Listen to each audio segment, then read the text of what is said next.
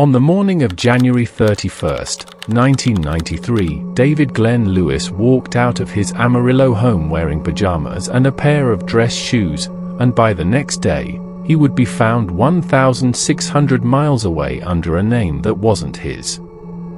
No one saw him leave. And if you're the kind of person who needs to know how that's possible, subscribe to Untold Record. This is exactly what we do here. He was 39, a former judge turned attorney, living what looked like a steady life in Texas with his wife and young daughter. He followed routines. Sunday mornings meant church. Football was on television that weekend. Nothing publicly suggested instability or crisis. On January 30th, his wife and daughter left for a short trip out of town. David stayed behind to work and watch the Super Bowl. That night he spoke with his wife on the phone. The conversation was normal. Plans were made for when they returned. But when they came home the next day, the house didn't feel abandoned. His wedding ring sat on the kitchen counter. His watch was placed beside it. A half-made sandwich was still in the refrigerator.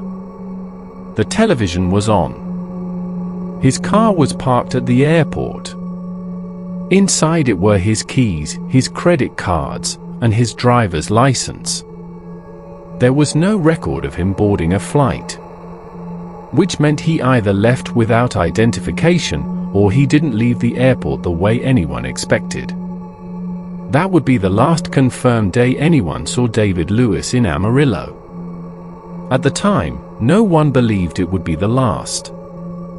The following afternoon, February 1st, 1993, a man was struck and killed along Interstate 5 near Moxie, Washington. He was walking along the highway. He wore armor-style boots and layered clothing that didn't match the weather. In his pocket was a small amount of cash.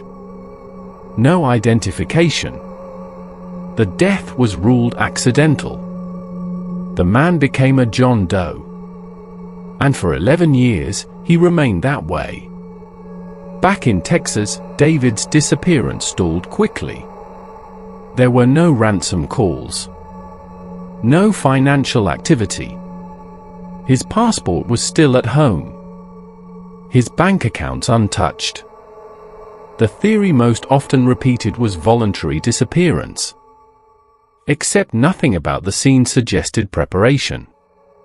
He left his ring, his license, his money, his family. And then there was the timeline.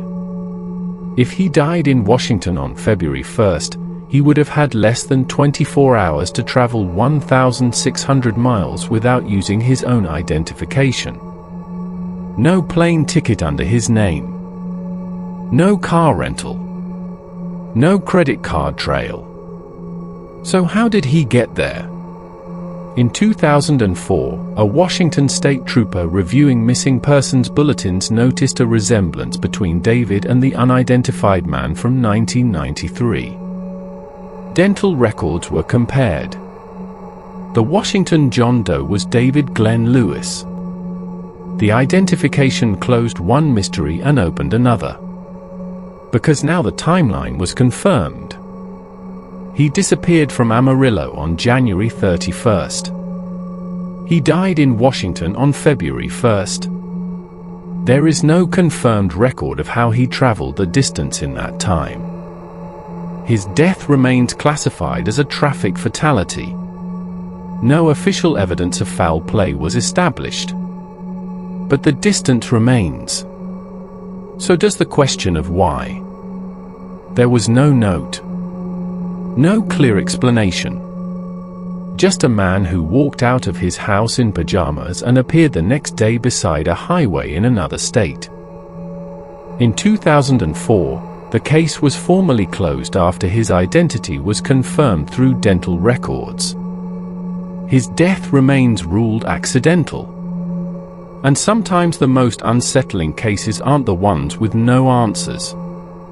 They're the ones where you get one answer. and it only makes everything else harder to explain. If you're drawn to the cases that still echo long after they're closed, follow Untold Record.